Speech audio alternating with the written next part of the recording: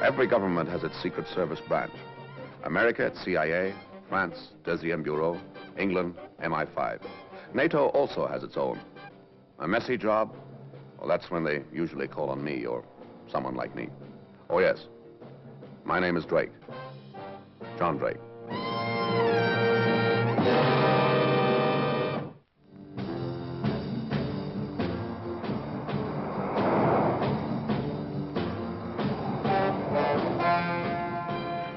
Jackson. Hartenden Open Prison, a product of our enlightened times, was a prison without bars. The man I wanted to see there was a prisoner called Michael Learman. Now, he was an Irish-American who 7 years before had been found guilty of a violent bomb outrage in South London. True, his actions were motivated by deeply felt political beliefs, but that could not excuse the violence of the crime. Now his prison term was up. In 24 hours, he'd be a free man again. Only his return to the outside world was not going to be the simple step he thought. I stood in his way. Morning. Hello. Will the governor be a friend of yours? Well, not exactly. I just happened to get a lift in his car. My name is Drake, John Drake. Well, I guess you know who I am. Yes, I do indeed. They tell me that you've been here longer than anyone else. Yeah, nearly 5 years. You might say Tim Brannigan and myself were the original guinea pigs. We were at Dartmoor before that. Tim Brannigan? Yeah, fellow rebel. Finished his time a couple of years ago. They weren't sure of the place would work, and they tried it on us. Does it? Yeah, I guess so. Yeah, sure it does. I see it doesn't bother you to talk about it. No, it might have done once, but not now. You can do a lot of thinking in 7 years.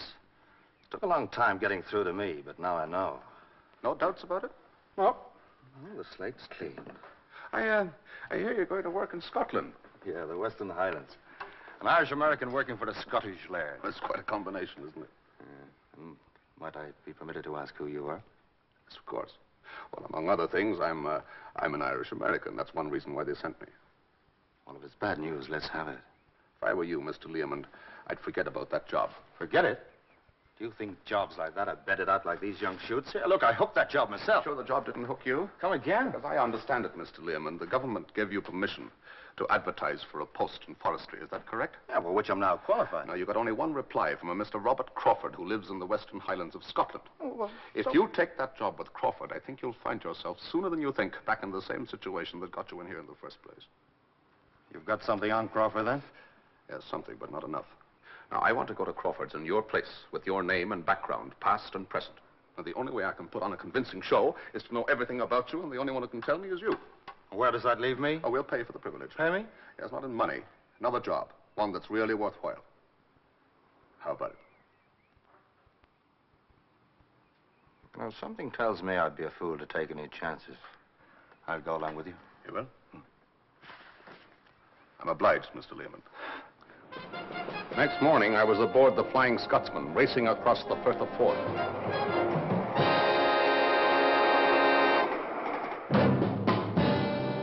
By the afternoon, I was ambling westwards on a local train.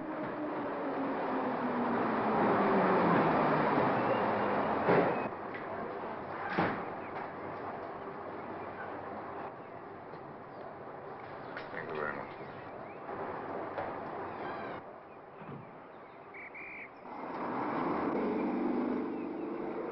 Good evening, Mrs. Crawford. Good evening, Hamish, and how are the children? Oh, they're fine. Good. Is my car here yet? No, not yet. Excuse me, would you, are you Mrs. Crawford of Lochdoon? Oh, why, yes.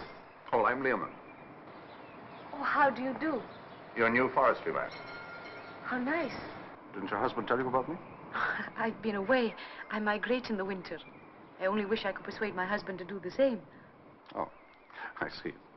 Well, are you sure you haven't made a mistake?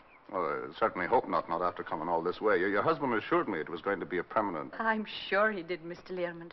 What I mean is a mistake in taking the job. I suppose you know that Loch Doon is at the end of the world. You might as well be living on a rock in the middle of the Atlantic. You can't discourage me, Mrs. Crawford. I like solitude. You surprise me. Oh, where was your last job? In prison. Oh, well, that must account for it then. But you haven't got that look. What look? In the eyes. My father had it. Was he in prison? Yes. Prisoner of war. Oh. Good evening, Mrs. Crawford. Ah, Anders at last. Come along, Mr. Learmond. Thank you very much.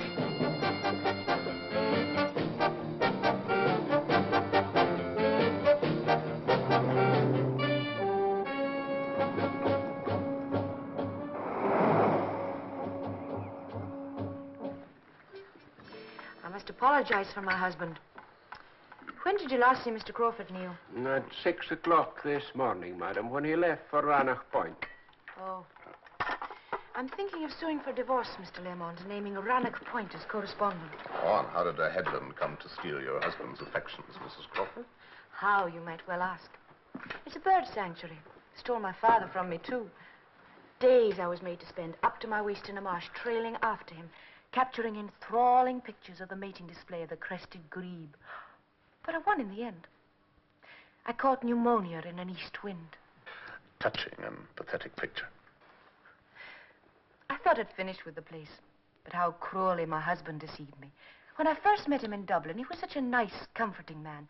He didn't know an owl from an oyster catcher. And then one summer I brought him up here. He came home very late one evening. I found a most wonderful place, he said. Rannoch Point. The birds, they're marvelous. Are you a bird watcher, Mr. Lamont? No, I haven't had many opportunities in the last 7 years, Mrs. Crawford. Well, then stay away from Rannoch Point. If I ever see it again, it'll be too soon for me. Evening, Neil. Mr. Learmond show up? Oh, yes, sir, he showed up. We kept your dinner on the hot Oh, don't bother. I'll help myself. Clappy.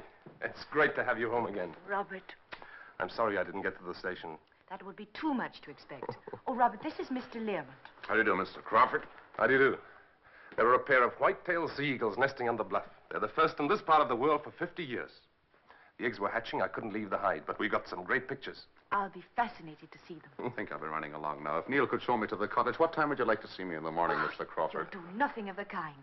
Your first night out of prison, sleeping in a damp cottage all by yourself. You're staying here. You're very kind, Mrs. Crawford. Well, I've had a long day. I'm off to bed. Now, don't be late. Good night, Mr. Learmond. Good night, Mrs. Crawford. Mind pouring me a drink, Learmond? And now tell me about yourself. Oh, I thought we'd covered all that in our correspondence. When you've been around as much as I have, you find you can't put too much trust in the written word. Action. There's truth in action. When a man hits you in the teeth with his bare fist, you know you've been hit. You know where I've been, Mr. Crawford. I've been in prison, studying forestry.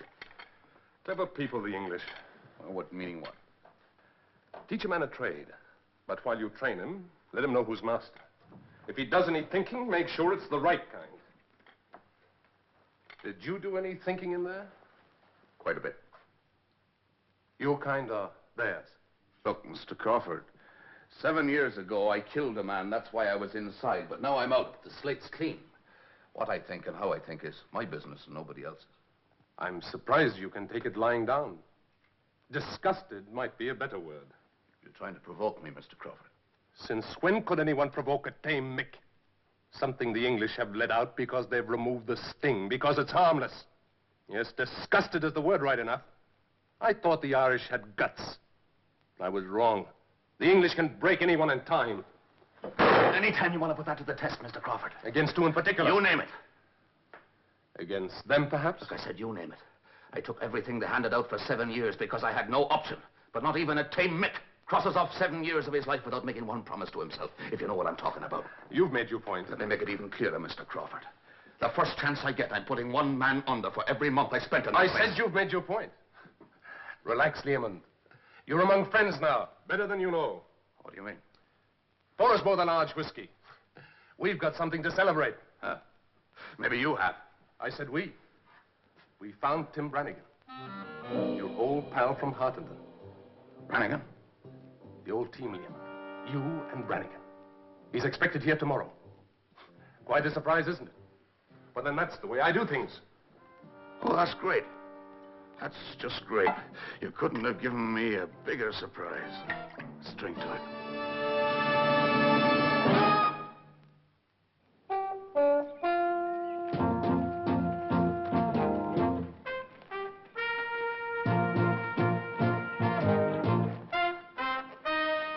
All right. Michael Learmond, Pat Mullins. How do you do? The Michael Learmond. Well, this is a rare pleasure. Have you sighted the trawler yet? Ah, yes, she's on her way in. No more than 2 miles offshore now. Good. We're going to show you some great sights this morning, Learmond. Let's go.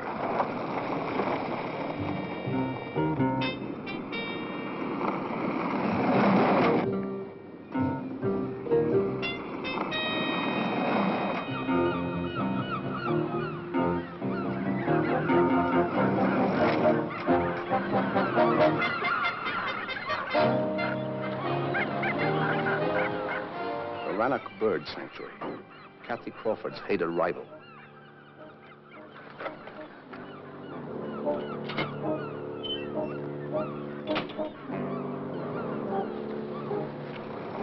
The fence was strong and high. The wire was new. Excessive security for protecting the privacy of seabirds. What did it hide? I'd know soon enough now.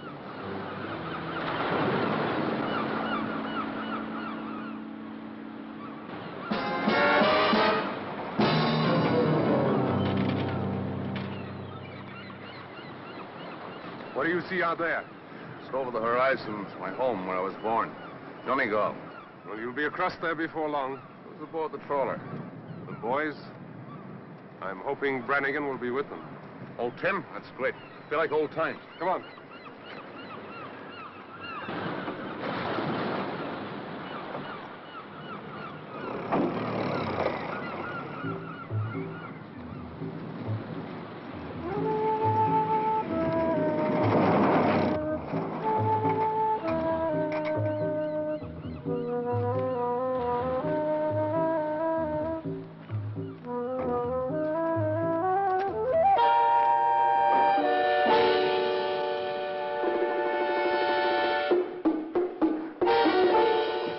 Installed this place during the war. They trained special men here, sabotage units. What's good enough for them is good enough for us. Now then, isn't that a rare and beautiful sight? Oh, boy. Sheer poetry. And there's so much of it, too. Must have cost a fortune.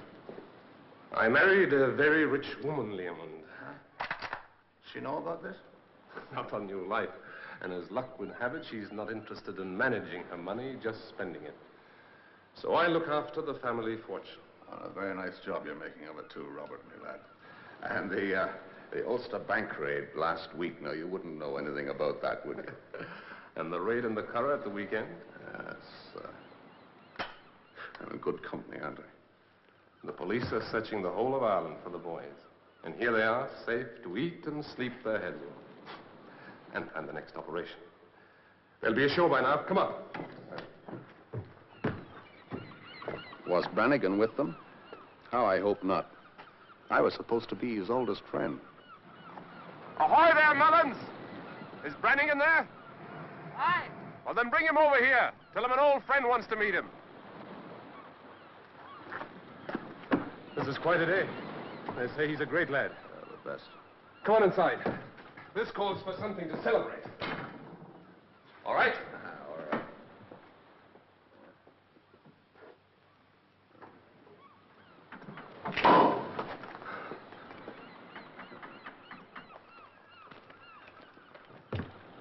Tim Brannigan, sir. Captain Crawford. This is a pleasure. It is indeed. And who have we here? Your old pal. You're not Tim Brannigan. What? What's going on here? Who are you? I'm Tim Brannigan, right enough. Let's have a look inside here. It might tell us who you really are. Mullins, the door. I'm Tim Brannigan, I tell you. And if you don't believe me, ask the boys in the boat who I am. They know me. But who's this one? That's what I'd like to...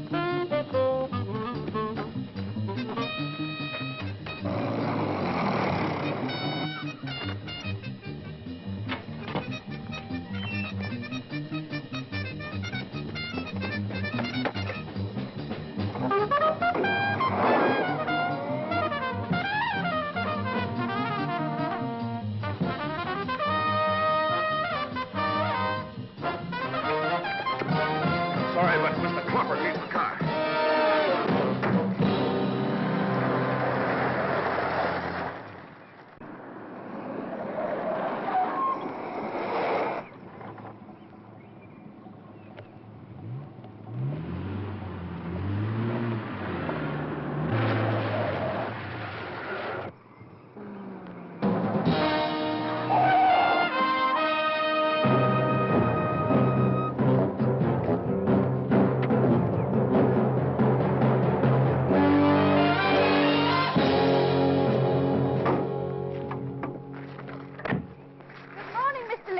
Morning, Mrs. Crawford. Would you give me a hand with these, please? Yes, of course. We're just in time for lunch. Robert, you're back soon. Mr. Learmond is coming to lunch.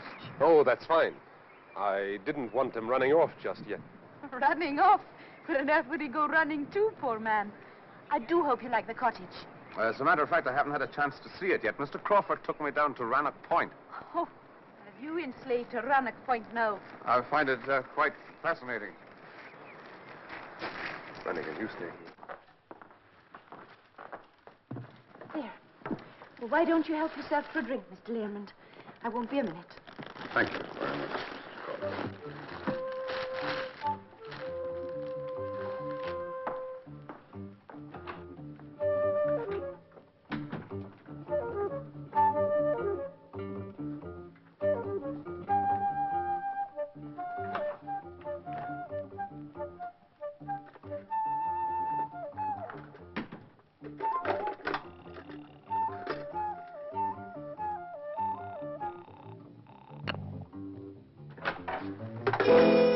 With my compliments. Now walk straight out to the car.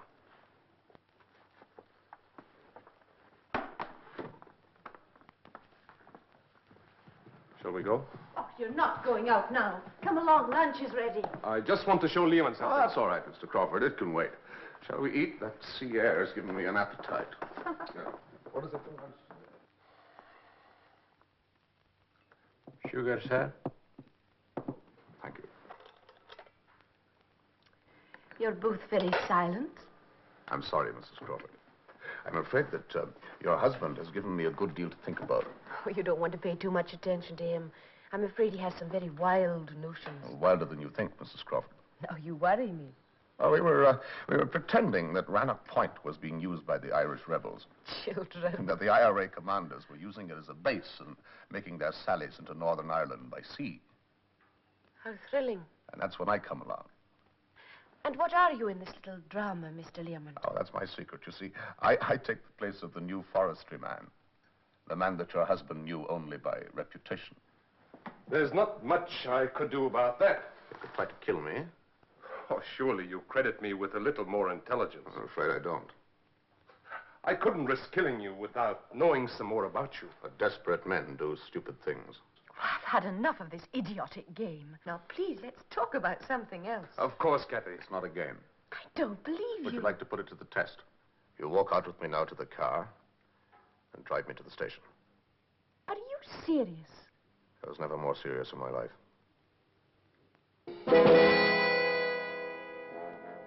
All right, Mr. Learmont. Come on.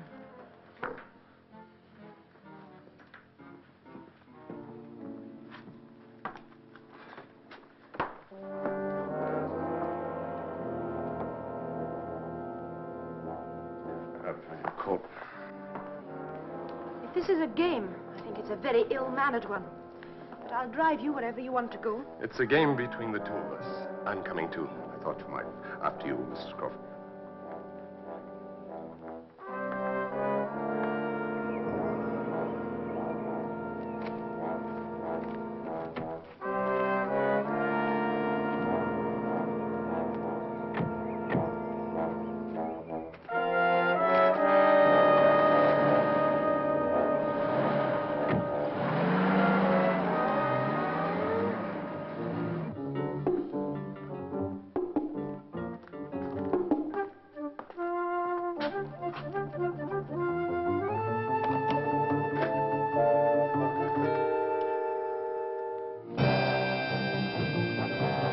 It wasn't the strangest ride I'd ever taken, but it had its own macabre aspect.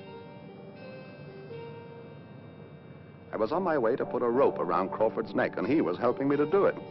There was a catch somewhere. There had to be.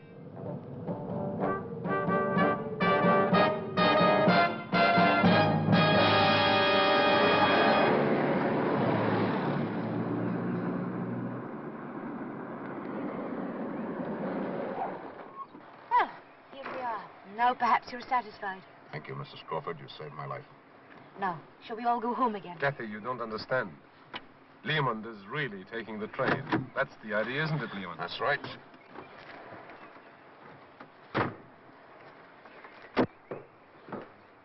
Now, look here, Learmont. Aren't you making a mistake rushing off like this? Remember, you've been in jail a long time. You're not yet adjusted. You can drop the act now, Mr. Crawford. Kathy, I noticed the tank was a little low. Fill it up with gas, will you? But I don't like to leave you. Do as I tell you.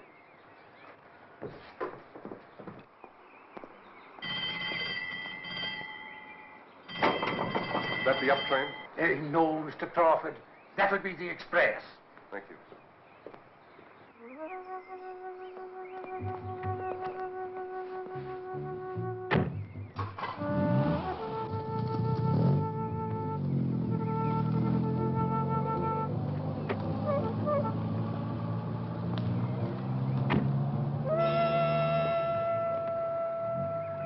Any sense, Crawford, you come back to London with me now.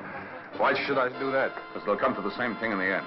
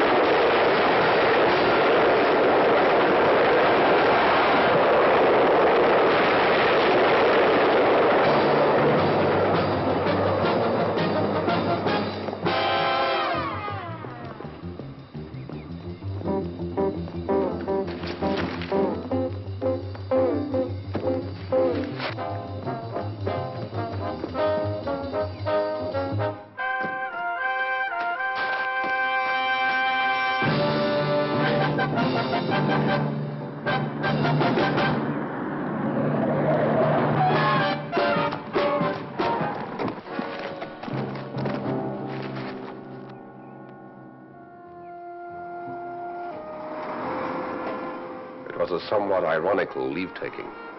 There was a smile on her lips, but not in her eyes.